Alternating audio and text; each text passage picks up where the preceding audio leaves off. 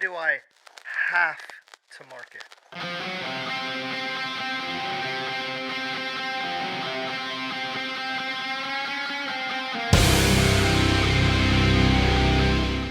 Hey, what's going on, guys? So let me be the first to introduce you to a new series here on the Vet to Vet podcast, the Tom and Joe Show. What's up, Joe?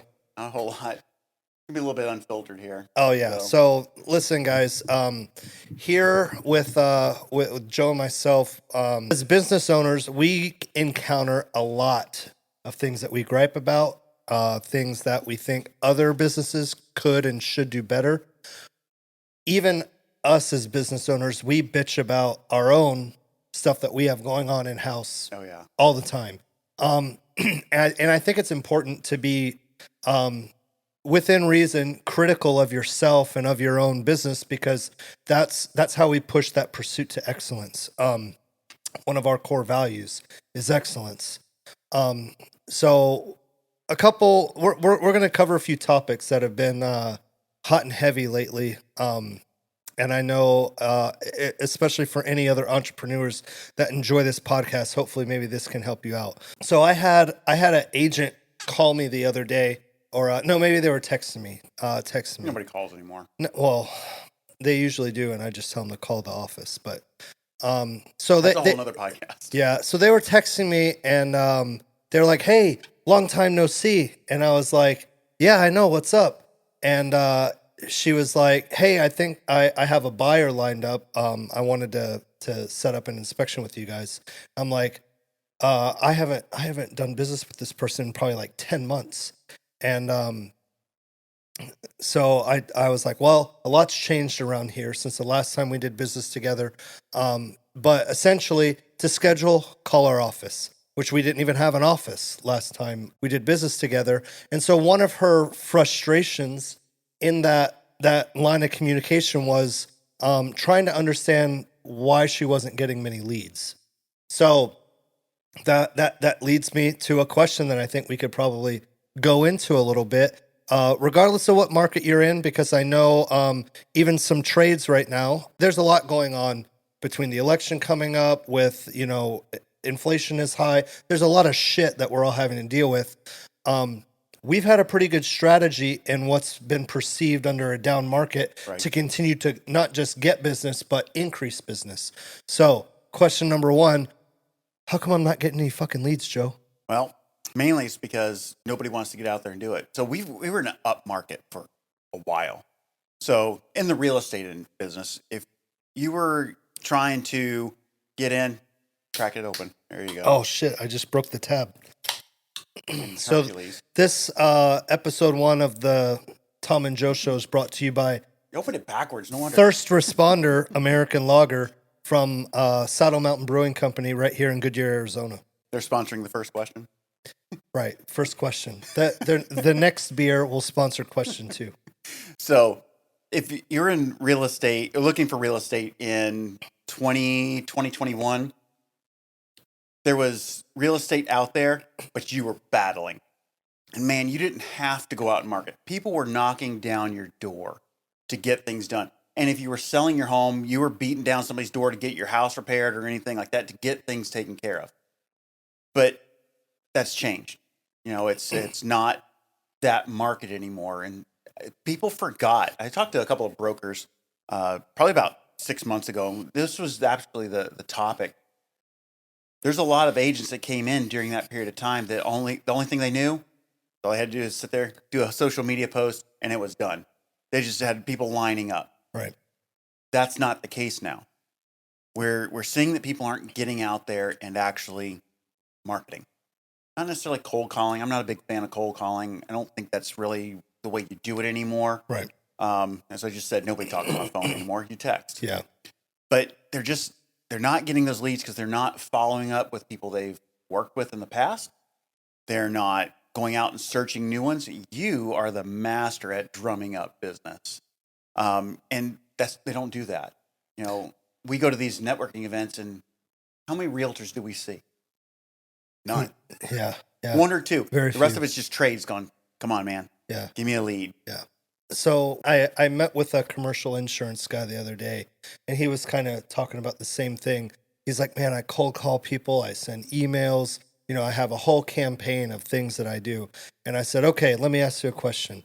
When you get those emails and you get those calls, what do you do? He's like, delete, deny, whatever. I said, so if you know that's your reaction, why the fuck are you doing that to other people? Right. He's like, because that's what they tell us to do. Like, that's the way to get business. And I was like, is that the way you do business? He's like, no. And I was like, so why the fuck are you doing it, man? It's not authentic. You know Right. what I mean? I'm like, bro, you need to be out there meeting people. You need to be walking it like as an insurance broker. Well, for him as a commercial insurance broker, you need to meet business owners, man. Dude, I get so many emails, and if it's not from a client or someone that we directly have to do business with, I'm like, done, done. Like, I don't have time. I don't have time, and I couldn't I give spend two a shits good less. portion of my day just swiping, Yeah, just deleting those right. emails. If you call me and you're not calling me to do business, or because you're some sort of relational partner to what we have going on, I don't have time for it. It's not important to what we're doing. Sorry, bro. I'm not going to listen to you talk to me about how your company is better at SEO and we should collaborate together. You know when I did answer those and I did look at those emails? When I first started. Right. Because Right. I was building a network. Yeah. We're not at that point. And the majority of the people that you're trying to reach out to by cold calling or sending emails, they're established. Right. Right. So for this agent, I told her, in my reply, her reply was like, oh wow, you must be working with a team of multiple, or a few teams that have multiple agents. And I was like, no, I just go out and market like crazy. I was like, yeah, I got a couple teams with multiple agents, but historically the people that are driving our business are the ones that are either purchasing leads from Zillow or realtor.com or somewhere like Yep. that, or they post on social media like a fucking maniac. And Like it's their job. yeah, crazy idea. And that's free. You don't have to pay for it. Those are the people that are really driving a lot of business. So I was like, that is what I would encourage you to do. One of those two things, because it's very specific to real estate, and her problem was dealing with real estate. For that commercial insurance broker, I was like, bro, you need to be opening up every business owner's door and be like, hey, you interested in saving money? Well, I'm a commercial insurance broker. And what if I told you, if you let me analyze your insurance package, I might be able to save you 15, 20%? What business owner doesn't want to save money? Right. We want to save money. Yeah. Yeah. So let me throw this out there. Sure. So we know that mailings used to be a thing. Paper mail. Send out flyers. Went by the wayside. Went in the trash. bin, man. In the bin. So then it went to cold calling. People now we have caller ID and we're like, spam? Nope. Right. Then it went to emails. Emails got to a point now where it's just as bad as going to your mailbox. Yeah. With junk mail. How long do you think it is before that happens with social media? I think it depends, because social media, you have this strange ability to cater your content. So the algorithms are built in place to see what you're interested in. And because the platform is built to try to keep you engaged to it, they don't want to show you bullshit. Now, there are paid ads, okay? Mhm. And if you have any affiliation within the algorithm that's specific to you, you might see an ad. I see ads that I want nothing to do with, but the algorithm is watching to see if you engage with it or if you swipe past it.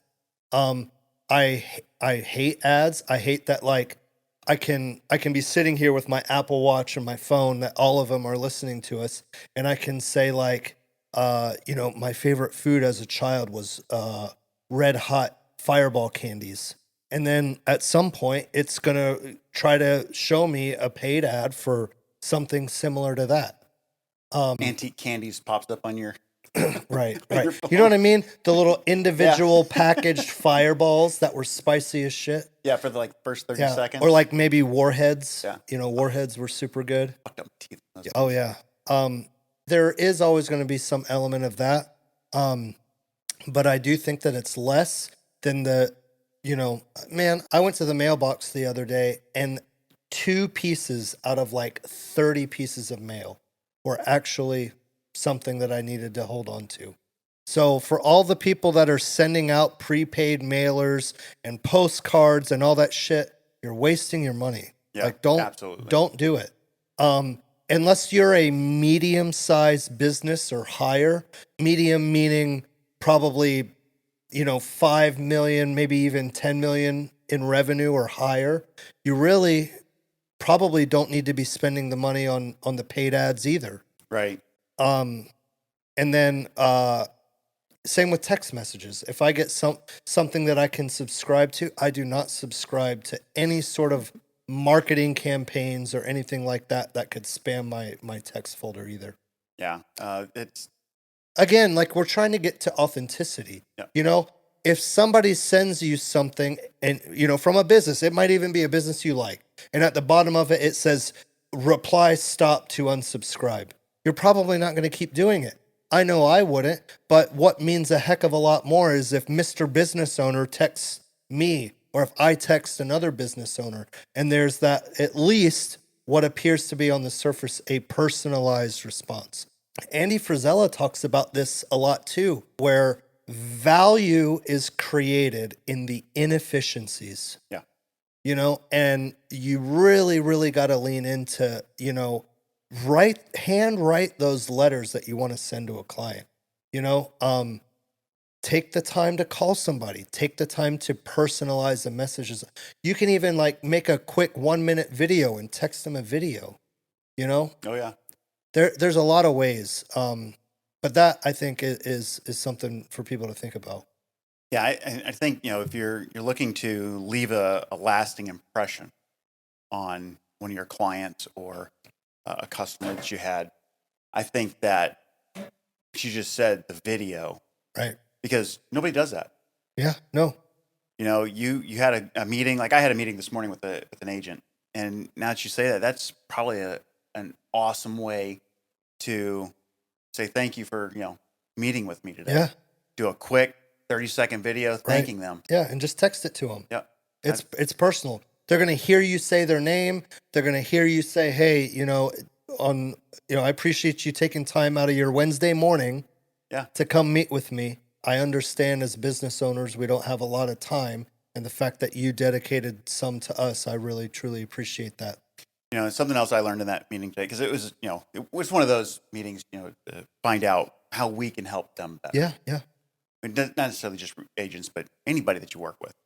And one of the things that I got out of it, because I'm sitting there and I'm talking about how we look at their business as if it was our business. We want to help them because that's truly what we do and what we believe. And she was like, so, shout outs would be nice. I'm like, yeah, I've fallen down on that. You got to go back to your basic where you started. And that was one of the things that I started right off in the very beginning, is giving a shout out to the people I work with. I shout out everybody every time. And I have fallen down on that. And, and it's, you gotta stick to your basics. What got you to where you're at? Well, so it's part of my routine. Like I get to a house, I get out of the truck, I put my sign up, I take my cover photo. Okay. Before I take another photo, I open Instagram, I hit story, I grab that same photo, and then I just do a little type something, shout them out, send. And then I move on to the rest. Like it's just built into my routine. And that's what I did in the beginning. For a lot of people, a lot of business owners, social media is so important. It sucks. I hate social media. You hate social media. I think most of us that are that are truly entrepreneurs, you might be able to see the value in the social media, but you may not enjoy it. I cannot stress enough, lean into it, make the daily posts, the daily reels. And like that particular agent that wanted a shout out because it means something to them. Yeah. She says her words were that it seems petty, but it means something. Yeah. I got you. Yeah. I wonder if they noticed, because I did it, Could have been. you know, several weeks ago. A day ago and a week ago and a month ago are the same thing to me. Yeah. Yeah, anymore. Yeah, for sure. So, okay.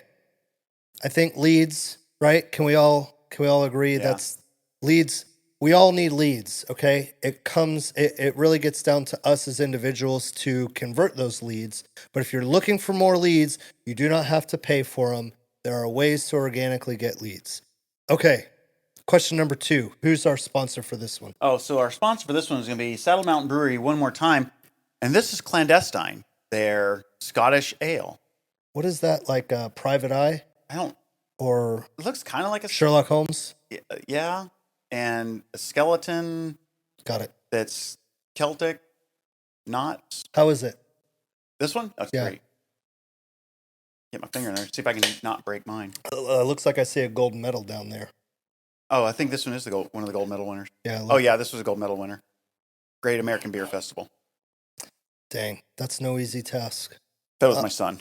Okay, we're going to build on this lead thing. So question number 2, why do I have to market? The reason why I want to ask you this question is because I've heard before where other people say, we are already so busy and I already get so many leads. I really don't think marketing, like I don't need to market. Like, fuck you guys that have to go market. I don't need it. So I'm reading a book right now. I'll throw a plug out there. It's Good to Great by Jim Collins. Tough read because I'm not a big reader. I'm listening to it, 9 hours of audio. But he says something in there that I think is absolutely amazing, and it ties kind of right into this. You've never seen a great company, paraphrasing, of course, you've never seen a great company starve from having too much, too many customers. Or you don't see them fail for having too much. It's better to fail having too much than to starve not having enough.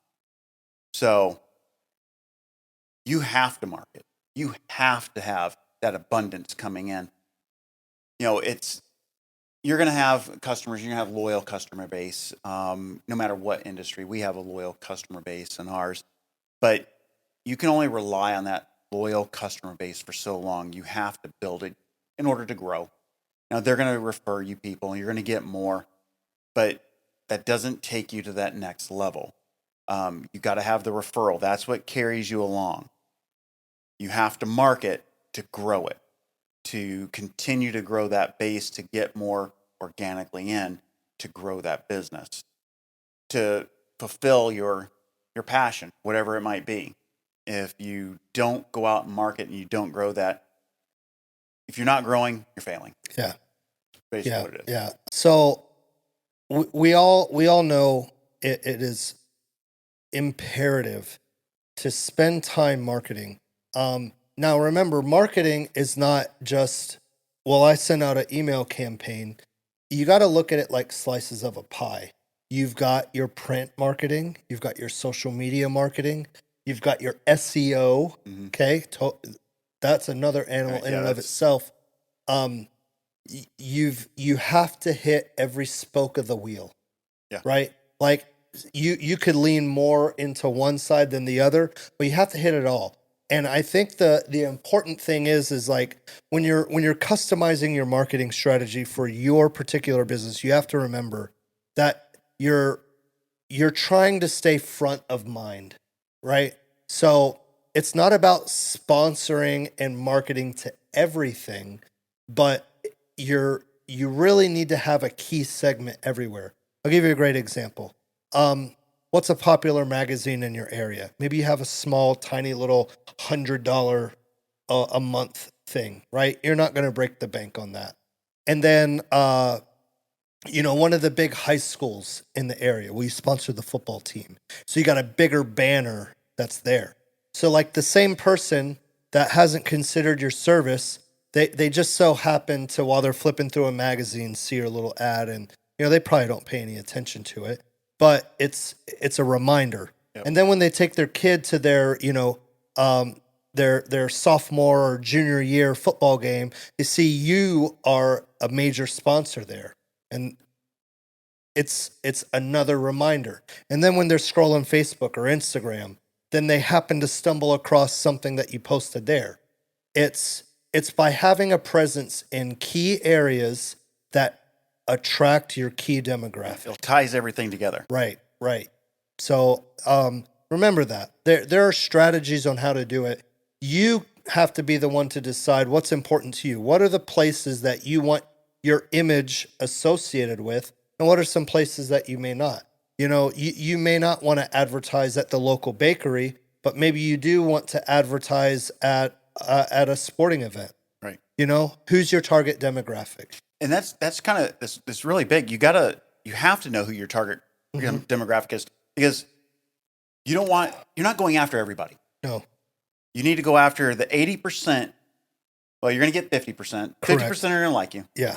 You don't want to go after that next 30% that are like, whatever. I'll go with whoever. Right. You're going after them. You're never going to get 100%. Right. So you have to know where that target demographic is and focus on that type of stuff. Right. Don't try and go for everybody. And too many businesses try to go after everybody. They'll lower their prices. They'll throw spaghetti at the wall, see what sticks, and they waste all their money. And remember too that there are also different strategies within there where you start to try to figure out how you're priced. We're going to have to do a whole different conversation on pricing. If pricing is something that you guys are interested, let us know down in the comments. Yeah. Or we get pretty passionate about pricing. Or shoot us a DM, because if you guys really want to go down the pricing rabbit hole, we will. That's cool. Okay. Question number 3, which is sponsored by Southwest Commercial Inspections. There it goes. Sounds Yeah. good. Guys, if there are any commercial agents out there, if there's anybody looking at getting a commercial building, remember, your commercial property, it still needs an inspection. Residential properties, we already know. A very few people, it seems right now, are buying residential properties without getting an inspection. Right. That has been pretty solidified. The commercial side, guys, you definitely need to be getting inspections. Southwest is the only commercial inspection company in Arizona with more than one licensed inspector in commercial. Yeah. So check them out if you're interested. So question number 3. So I've dealt with this before, where a single owner is wearing every hat of their business. If you are trying to do everything to where you can't even answer your phone, not only are you missing out on business, you are drastically setting yourself up for failure. How do we avoid this when we're in that growth phase? Maybe that first 6 months, first year. Help me out, Joe. I'm a single owner doing everything. So let me go back to where Foundation Up started. The Foundation Up started in an office on the second floor in my house. I answered the phone constantly. I was answering the phone up until 10 o'clock at night when I finally went to sleep. I was doing it all. And that was one, because I didn't create boundaries with the agents. But the other reason why is because every time I called to have something done, nobody answered the phone. I needed a landscaper. No answer. Or if I did get them to answer and I needed to get information back to them, no answer. Never hear anything. So it drove me insane. What I ended up having to do is get a business partner to kind of lessen that load. You have to have somebody. My wife was answering the phone. Finally, I was answering the phone. When you and I partnered up, it kind of dispersed that out there. It's really tough. There's other ways you can do it. You can get an answering service. Make sure you have a voicemail that's working. There are so many people that either their voicemail is full you get the response of, the person you're calling has a voicemail box that is not set up. Goodbye. Yeah. Even if you have the voicemail that's set up and says, "Hey, shoot me a text and I'll respond right back." Yeah. Have something. Or what if you still have a generic, you have reached 62397241888. That's a very specific number. Does that go to No, I somewhere? just made it up off the top of my head. You know what I mean, though? Like, guys, take a fucking minute to set up a voicemail. Like, this is what we call a call to action. Yeah. If somebody calls you and you are busy, and if you're doing even remotely decent at business or better, you should be busy, right? So if you're gonna miss the opportunity to pick up the phone, give someone a call to action. What do you want me to do now? If you don't even have the wherewithal to set up a fucking voicemail, what do you think is gonna happen to your business? Yeah. Once you get established, have a website.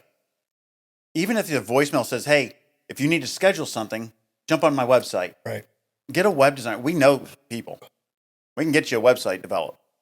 Get a website. Get a scheduler on there. If they have questions, have a question form. Right. Like for the commercial side, you want a commercial inspection? We got a whole list of questions we need. Right. That if we were on the phone, it's a 15-minute phone call. You're sitting there doing it on your own, take you 5 minutes, 10 minutes to fill it out. Super easy.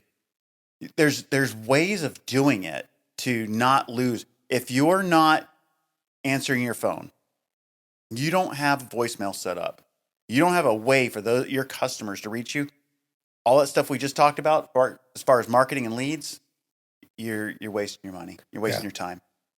Yeah, you'll immediately fall into that category of what percentage of businesses that go out of business in the first year? 80%. 80%. Remember that. If you're going to start this game of entrepreneurship and you decide to start one in the first year, 80% fail. 80%. It's not a game. No. It's not a game. Not if you take it serious. Not if you really want to do it right and do it to a high level.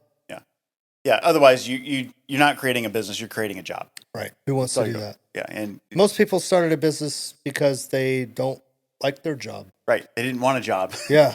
But I would say of the 100% of the people that start their business, those 80% that fail started a job.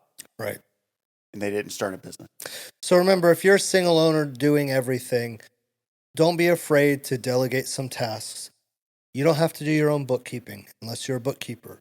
You don't have to do your own accounting unless you're an accountant, right?